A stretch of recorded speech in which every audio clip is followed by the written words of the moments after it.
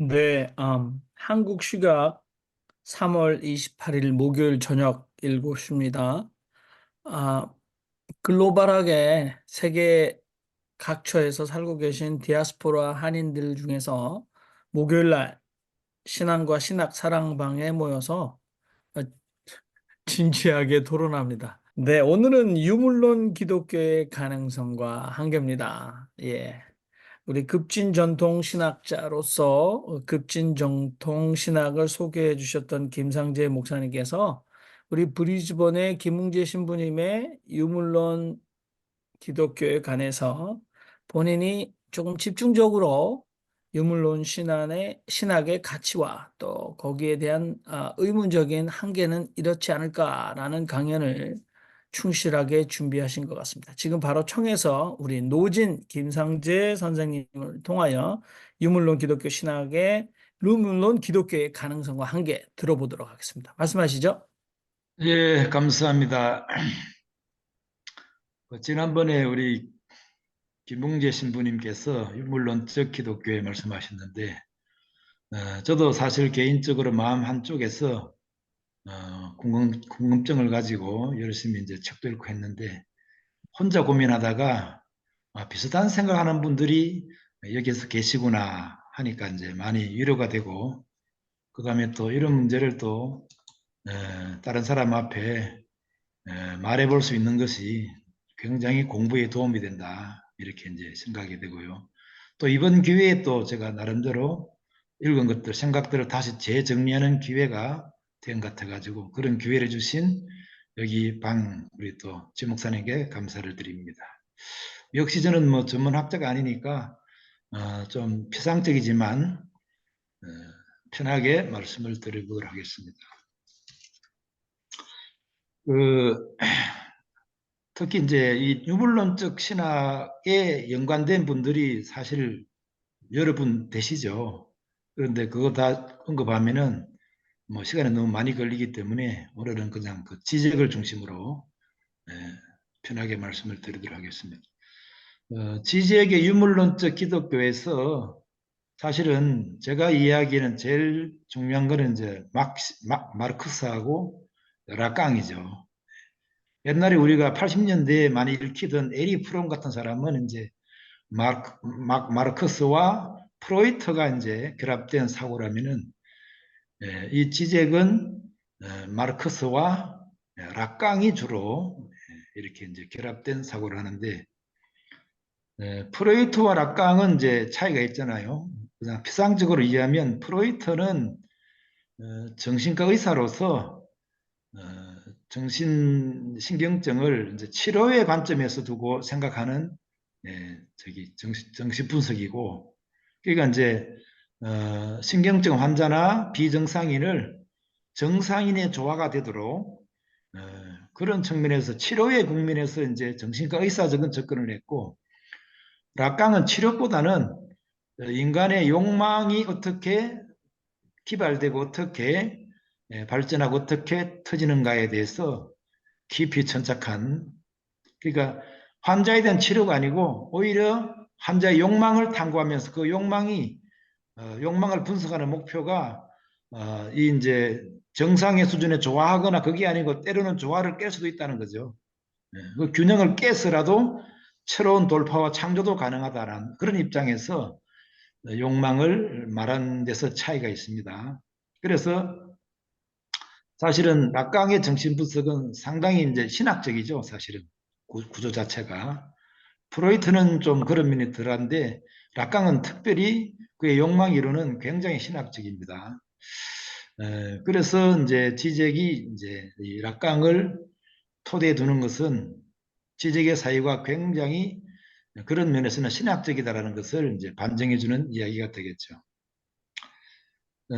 그러면 이제 오늘에 와서 왜 프로이트보다는 락강인가라는 질문이 있는데, 이제 그 프로이트 시대와 프로이트는 이제 정신분석을 새로 개척한 사람으로서 그 무의식을 새로 이제 이렇게 밝혀서 제출한 그런 공로가 있고, 그 정신분석의 새로운 장을 개시한 사람이지만, 아까 말한 것처럼 그냥 그 병리학적 입장에서 치료적 입장에서만 언급했고, 그 오늘날에는 왜 프로이트보다는 락강이냐 하면은 그때보다 오늘날에는 진짜 그 욕망이 필요한 시대가 되었거든요. 시대 정신이. 정신분석적 상황이. 그 뭐 자주 말씀드립니다마는 오늘날 특별히 탈근대 포스트 모던한 내면으로 인해서 유리하고 상실하고 방황하고 그러니까 절대적이고 고유성이 없다 보니까 이제 자기 욕망이 거세되고 없어지죠. 그냥 그 공허한 무의미를 보상받기 위해서 그냥 소소하게 소비주의에 열광하고 소소한 소비 욕구에만 안주하는 자기 일상에서만 안주하는 이런 그러니까 정치적인 능력도 없고 사고도 없고 자기를 바꾸거나 틀을 탈출하고 깨고자 하는 아무런 신학적인 욕망이 없는 예. 거기에다가 또 한 가지는 이제 자본주의 체제가 아주 맹위를 떨치면서 세계를 지배하는 그런 상황에서 뭔가 의미 있는 저 물질주의에 대해서 뭔가 아니다. 그 물질 이후를 생각할 수 있는 뭐 돌파구가 있어야 되는데 그런 것들이 지금 기존적으로 탈근대에는 욕망이 작동되지 않으니까 욕망이 이제 필요한 거죠. 그 욕망. 그러니까 자본주의 우주론을 깰 만한 어떤 도전할 만한 욕망, 그 다음에 자신의 에고를 기발시킬 욕망, 이런 욕망이 필요한 시대니까 현대 철학에서 특별히 락강을 맹렬하게 분석하고 락강을 격려하지 않고는 뭐 철학 자체가 불가능할 정도로 오늘날에는 시대 상황이 그런 것 같습니다. 또 이제 그 발트 베냐민 같은 경우에도 생전에는 주목을 전혀 못 받았잖아요. 그리고 이제 진짜 어렵게 살았고 부잣집 아들이었지만 뭐 그냥 그러니까 이제 그 사후에 한나 아렌트 친구 한나 아렌트가 그의 유고를 그리고 그의 이제 그 지금까지 알아본 사람들이 이제 출판해짐으로 말미암아 이제 나름대로 이제 이름을 얻고 그리고 또 아까 말씀드린 것처럼 오늘날 욕망이 필요하니까 욕망이 필요하니까 그 욕망에서 이제 신학적 사고가 굉장히 이제 유리해지잖아요. 그래서 어떤 메시아 사상이라든가 유대교 신학이지만 그 전통에 있는 그 유대교적 유산을 자기 철학에 반영해서 독특한 사고를 전개한 발트 베냐민에 대해서 그래서 인기가 좋고 관심이 좋은 것입니다. 그런 측면에서 이제 그 락강이고요. 자, 그런 측면에서는 어, 이제 그 락강의 욕망 이론은 단순히 이론이 아니고 왜 주목을 받느냐? 락강은 새로운 가능성으로서 욕망을 말했잖아요. 에고가 사람의 마음이 그 욕망이 그 욕망이 가능하다. 인간의 에고가 항상 충동이 가능하다. 욕망이 가능하다. 라고 하는 그 욕망의 발전 기제, 신학적 기제, 그것을 정신분석적으로 이렇게 이제 했는데 이것이 아까 말씀드린 그 시대 필요에 따라서 이게 이제 굉장히 주목을 받게 된 거죠. 그래서 락강이 말하는 에고는 일종의 가능성을 묻는 겁니다. 가능성. 인간으로서의 기본적으로 자기 에고를 유지할 뿐만 아니라 자기 삶을 확장시키고 성장시킬 만한 어떤 건강한 충동, 욕망, 그런 가능성을 묻는 질문에서 이제 욕망이죠.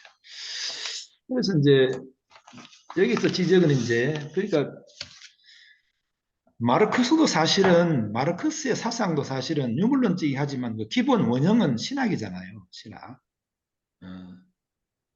어떤 결핍에 대한 반사, 운동, 그거를 유물론적으로 계급적 적대를 도입으로 말미암아 본격적인 사회운동, 변혁운동이 가능하다라고 믿고 그 기독교 신학을 사실은 유물론화시켜서 자기화시킨 거잖아요. 그러니까 뭐 마르크스도 마찬가지고 락강도 마찬가지고 그런 측면에서는 상당히 욕망적인 토대를 신학적 원형을 깔고 있는 것이죠. 그러니까 지적이 이제 그 두 기둥을 차용하는 것은 당연한 것입니다. 아까 말한 것처럼 그런 욕망이 필요한 시대니까요.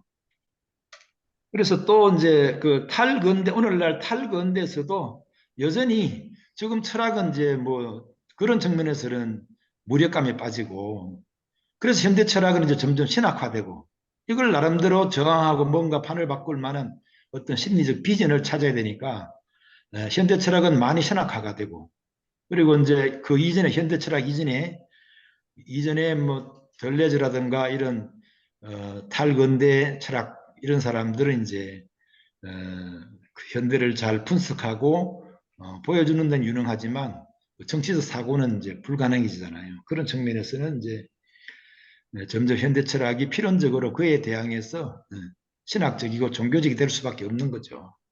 그러니까 이제 여기 이제 웃기는 거는 기독교에서는 자꾸 자기 신학에 대해 자존감을 갖고 과연 이게 이제 유효한 것인가 하는 의문을 하고 현대 철학자들은 오히려 거꾸로 전통 신학에서 뭔가 가능성을 묻는 기대를 갖고 가능성을 묻는 이런 이제 위치가 바뀌었는데 어쨌든 그런 측면에서 이게 이제 지적의 유물론적 기독교가 유물론적 신학이 이제 의미가 있다고 말씀을 드립니다.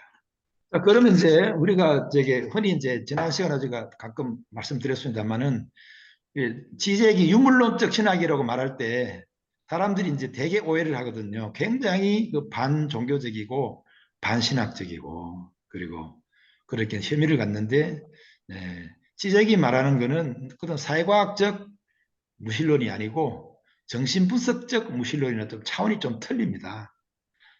이 차원이 이제 왜 틀리냐면은 이를테면 이제 지적은 그 신을 부정하기보다도 신을 둘러싼 우리 심리 기제가 여전히 꼭 필요하다고 믿기 때문에 그러면 이제 그 신학을 다시 설명하는 거죠. 이게 이제 그 사람은 이렇게 말합니다. 어, 락강이 욕망을 말할 때 욕망이 어떻게 촉발되느냐로 말할 때 욕망은 뭔가 부족함을 느낄 때, 미진함을 느낄 때, 결핍을 느낄 때, 위기를 느낄 때 욕망이 일어난다고 말하잖아요. 이게 이제 뭐 전통적인 변증법 이야기이기도 합니다만 이것을 적극적으로 자기 정신 분석에 운용해서 그 욕망의 문제를 진단하겠는데 그러니까 이제 그래서 이제 락강이 신학적이라고 말하는 것은 프로이트보다는 훨씬 이 결핍의 문제를 전격적으로 들고 나오는 거거든요. 그래서 이제 그러면 이 이제 지적의 신학은 사실은 거의 락강적이거든요. 락강의 정신분석을 거의 신학한 것이라고 해도 과언이 아닙니다. 이건 이제 지적은 죽은 신을 위하여 그런 책에서 그렇게 말하죠. 신은 전통적으로 생각하는 신은 절대적이고 완전 무결한 절대적이잖아요. 그런데 지적은 말하기를 신의 속성은 신 속에 결핍이 있다. 신 속에 결핍이 있다. 그러니까 신 자체가 무의식 속에 결핍을 안고 있다. 신 자체가 운동적이다. 신 자체가 저항적이다. 신 자체가 애국가 활성되는 이런 욕망의 기제를 갖고 있다. 이렇게 말하는데 이것도 이제 재미나게 말하니까 굉장히 이제 재밌게 들리죠. 그러니까 이제 이분이 말하는 창조는 뭐냐? 하나님의 전능성은 뭐냐?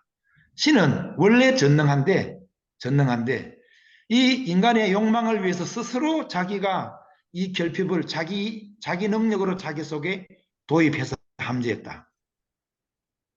재밌는 발상이죠. 그리고 또 그 셀링을 인용하면서 하는 말이 또 재밌는 이야기입니다. 우리가 영혼과 현실 있잖아요. 영혼과 현실 있으면 우리는 흔히 현실보다는 영혼이 더 가치가 있고 더 높은 유예잖아요. 그런데 이제 셀링은 거꾸로 오히려 더 이 현실이 더 중요하다. 영혼은 완전하니까 거기는 운동이 없죠. 영혼은 완전하니까 어떤 의미 있는 어떤 애고 활동이 없습니다. 그는 이제 정지된 순수한 전능성 그 자체니까. 그러면 신이 우리 인간이 처한 현실을 변혁하기 위해서 현실의 변화를 주기 위해서 신 자체가 스스로 영혼을 버리고 자기 능력으로 이 유한 속으로 세계 속으로 들어왔다는 거죠. 예. 그러니까 이제 이 유한한 현실이 더 우위라는 거죠. 영혼보다는. 그래서 신 스스로 자기 제한을 걸어두고 제한을 끌어들임으로 말미암아 영혼의 안주하기보다는 이 현실을 바꾸고 이 현실에 의미 있는 운동을 기발시키기 위해서 스스로 자기 제한에 걸려왔다. 그러니까 이제 이 신학을 완전히 낙강적으로 전유하는 거죠. 전유하는 거. 이렇게 되면은 신론 자체에서부터 약간의 욕망이 함유되어 있는 거거든요. 그러니까 이제 이런 신을 믿는다면 사람이 기본적으로 욕망적이고 기본적으로 에고가 활성화되고 기본적으로 강렬한 자기 형성 기제가 될 수 있는 것이죠. 이것이 왜 필요한가요? 아까 말씀드린 것처럼 일종의 저항이 필요하니까 저항을 위한 저항이 아니라 자기 에고의 기발, 그 다음에 이 물신 세상의 전일적인 체제에 대해서 나름대로 상대하고 전선을 걸어서 의미 있는 운동을 해야 되니까 그런 이제 제한이 필요한 거죠. 이게 상당히 그의 신학이 재밌습니다. 상당히 재밌고 그런 그 발칙한 발상 자체가 상당히 우리에게 사회에 자극을 주고 저는 너무 참 짜릿하게 읽었거든요. 그걸 인정하는 것과 별개의 문제로 그걸 그대로 받아들이는 것과 별개의 문제로 참 대단한 발상을 하고 있다. 너무나 재미있는 역발상을 하고 있다. 진짜 재미있잖아요. 예. 영혼보다는 한시적인 것이 더 중요하다. 또 완전한 것보다는 결핍이 더 중요하다. 그것을 오히려 신학화해서 이런 신을 믿는 이로 하여금 이런 신을 믿는 걸 하여금 더 강력한 신학적 기제 속에서 자기의 에고가 들뜨고 건강한 충동에 사로잡혀서 자기의 삶은 물론이거나 이 세계에 대해서 건강한 충동을 경험하면서 자기 확장성을 하게 하는 게 이게 이제 지적이 말하고자 하는 유물론적 신학이거든요. 그러니까 유물론이라고 하는 어떤 불경스러운 언어를 채용했지만 사실은 그가 말하는 유물론 신학은 기독교가 생각하는 것보다 훨씬 더 강력한 어떤 효과를 지향하는 거죠. 진짜 우리 지금 현 시대에 필요한 것은 진짜 신학적 자아가 필요하다고 믿는 거죠. 그런 측면에서는 정통교회가 그의 참 생각을 깊이 나름대로 소화할 필요가 있다고 저는 봅니다. 그래서 이런 차원에서 무신론이기 때문에 우리가 그러면 이제 여기서 이제 흥미있는 생각은 그러면 이제 자유주의 신학을 이제 피상적으로도 한번 이해해 봅시다. 자유주의 신학은 신앙을 부정하잖아요. 신앙을 부정하잖아요. 계몽적 데카르트적 이성을 가지고 계몽적 이성을 가지고 신앙을 해석합니다.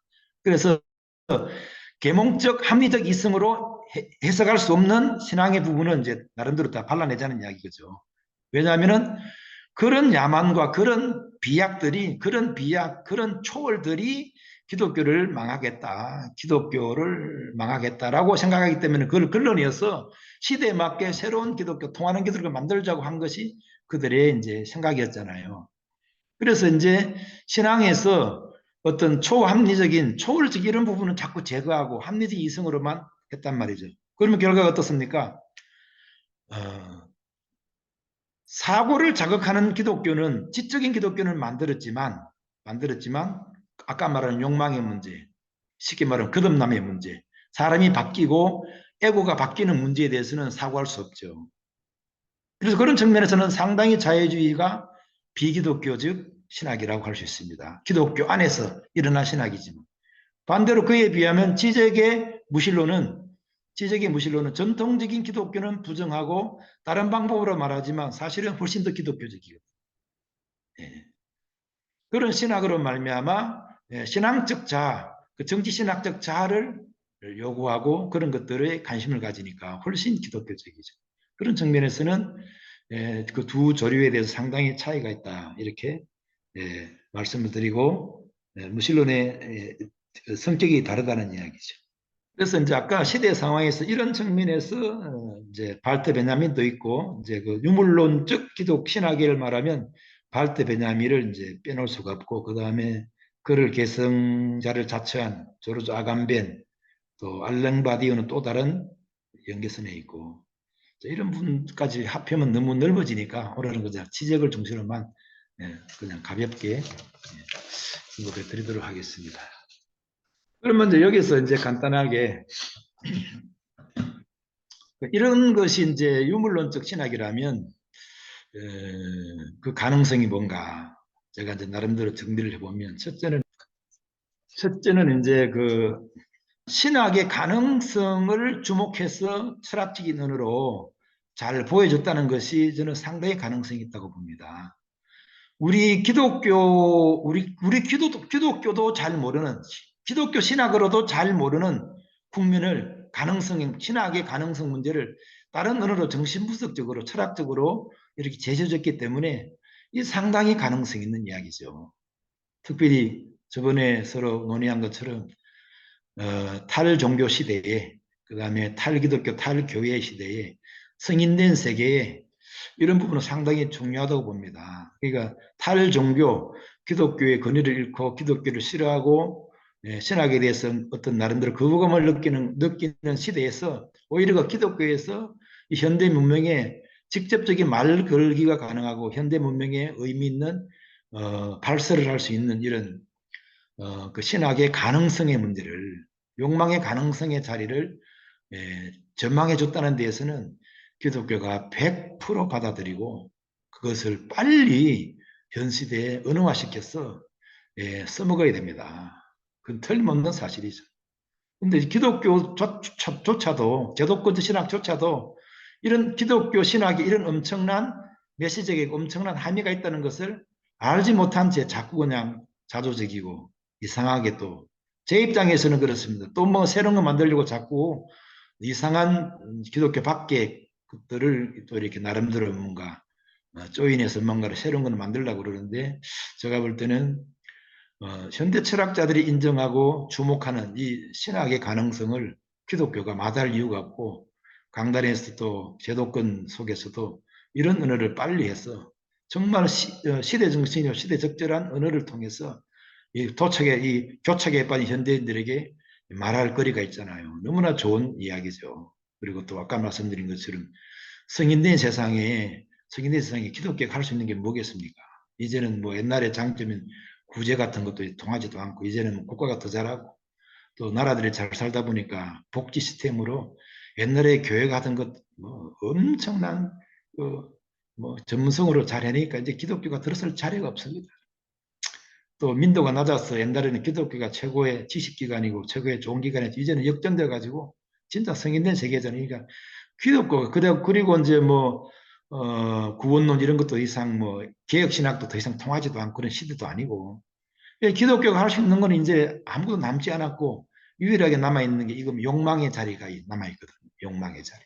여전히 사람에게 대시할 수 있고 말 걸게 할 수 있고 사람을 치유할 수 있고 사람에게 어떤 도움을 주시고 도움을 줄 수 있는 것은 이건 이제 이 욕망의 자리잖아요. 세상에 둘 수 없는 이 신학적인 기제를 통해서 나를 변화시키고 나를 전망하는 이런 그 강력한 신학적 자아가 있으니까 이런 것들에 대한 가능성을 아주 설득력 있는 언어로 보여준, 그리고 그런 사고의 전망을 열어젖힌 유물론적 기독교가 굉장히 가능성 있는 이야기죠. 저는 목회자들이 목회를 하려면 이런 부분을 반드시 경유해야 된다고 믿습니다. 네. 그러니까 이제 뭐 들레즈 같은 사람도 뭐 이런 전통적인 근대 철학을 벗어나서 고정된 것은 없다. 사물은 끊임없이 변하고 끊임없는 차이로 바뀌고 생성된다. 얼마나 신나고 놀라운 일인가.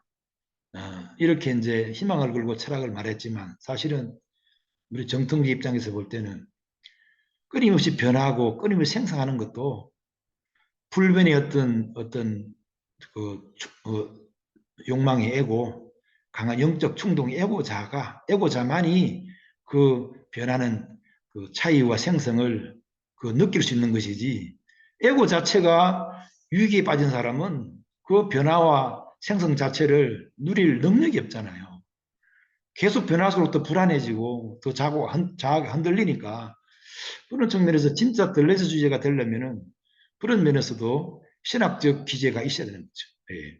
제 입장에서 볼 때는 그런 강한 자기 확신, 자기 전망, 자기 의미화 해석할 수 있는 능력, 이 건강한 자아, 욕망의 토대가 건강한 사람이 변화를 만끽할 수 있고 공간을 누릴 수 있고 삶을 누리고 향유할 수 있는 것이지, 그 자아 자체가 부족하고 위기에 빠진 자아는 뭐 변하고 여행이고 뭐고 진짜 참 위험한 거죠. 공간이 넓고 가상 공간이 넓어질수록 오히려 불안해지고 그걸 해석할 수 있는 능력이 없으니까 책임질 공간은 너무 무한 정대되고 반대되니까 넓어지니까 그 공간을 책임질 자아가 없으니까 불안해지고 예, 흔들리고 우울증이 생기고 공황 장애가 생기는 거거든요. 이 현대인의 증상입니다. 네, 그런 측면에서 네, 그 이제 지적이 말한 예, 신학적 자아는 상당히 저는 가능성이 있다고 봅니다.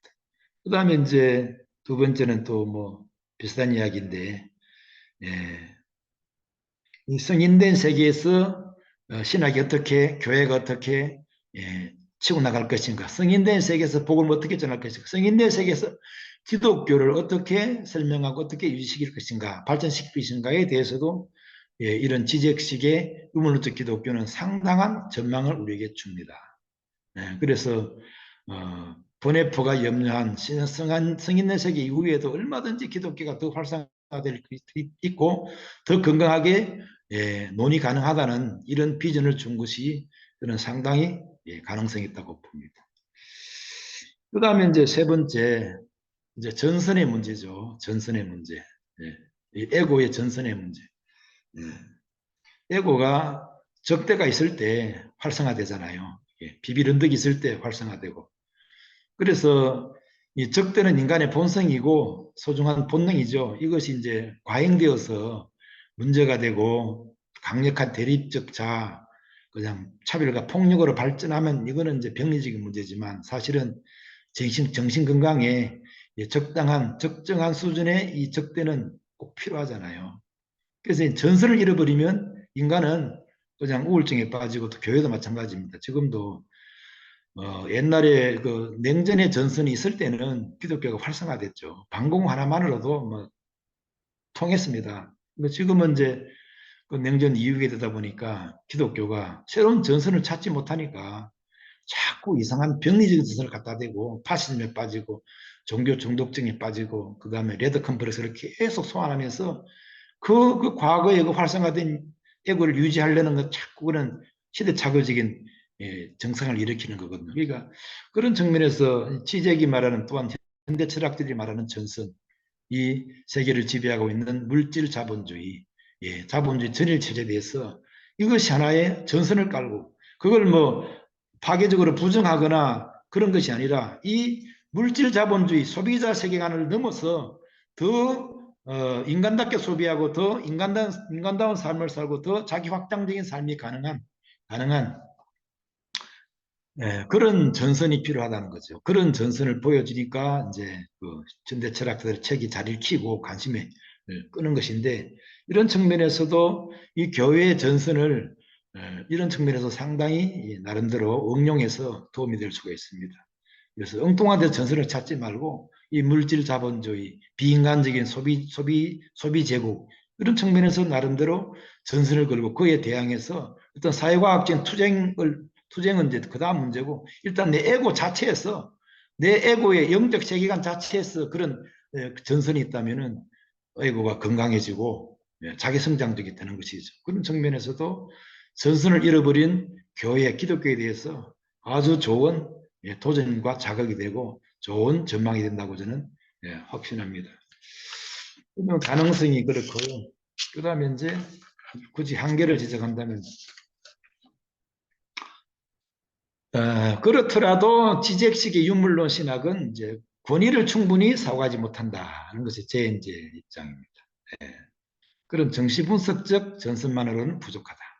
이를테면 제가 믿기로는 현대인들은 훨씬 더 유기적이거든요. 현대인들은 예, 예, 예. 성인된 세계로 굉장히 지식적이고 감성적이고 그리고 기독교보다 훨씬 높은 감성을 가지고 있고 탁월한 시민이 되었지만 또 반비례로 더 불안하고 더 종교적으로도 취약하고 내면적으로 정신분수로 취약하고 그러다 보니까 옛날에 구석기 시대의 그 원시적 자아나 지금 현대인의 자아나 종교학적인 측면에서는 저는 별로 변한 게 없다고 보거든요.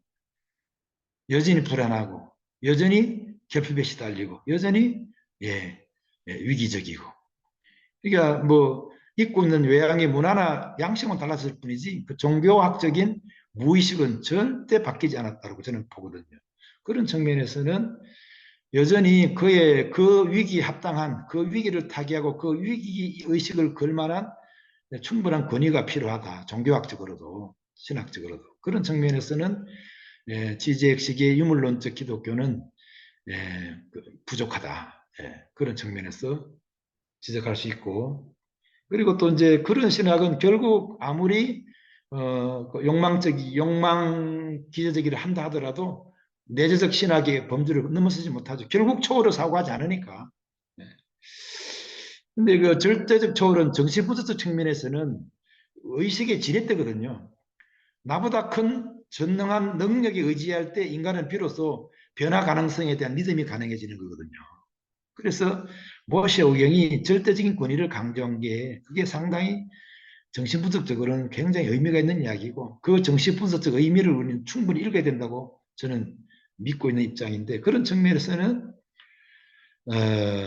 지적식의 유물론적 기독교가 충분히 권위적이지 않다. 또 말씀드리는 말은 오늘날 권위를 피하고 권위를 부정하는 게 치유가 아니고 권위를 회복하는 게 치유잖아요.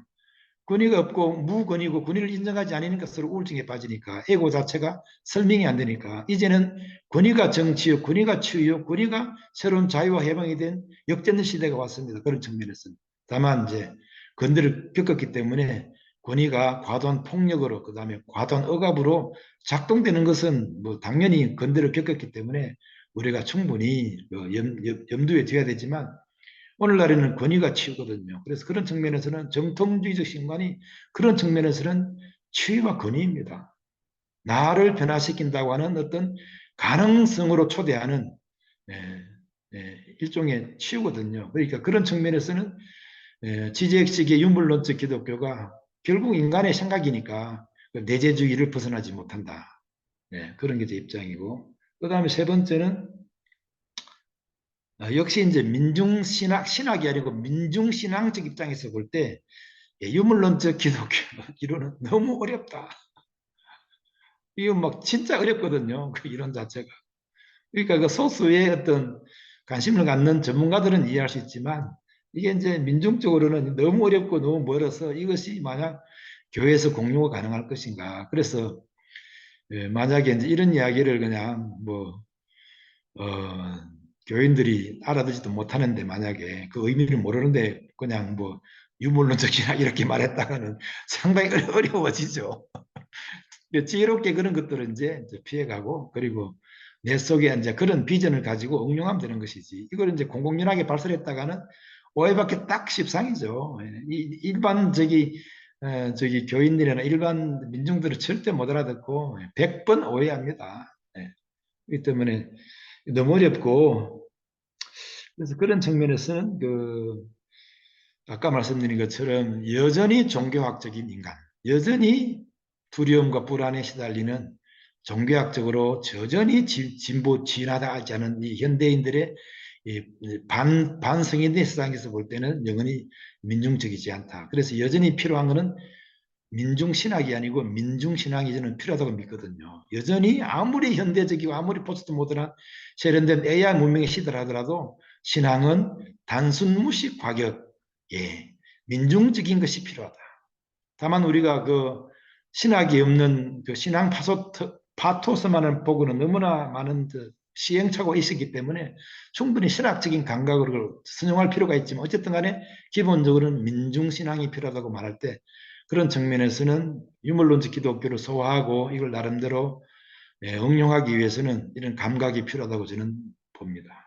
그런 측면에서는 약점이라고 보고 어쨌든 저는 유물론적 신학에 상당히 관심이 많고 지금도 여전히 계속 관련책을 보면서 너무나 신이 나고 기대감을 갖고 좋은 어떤 경험을 경험합니다. 오늘은 여기까지 하겠습니다.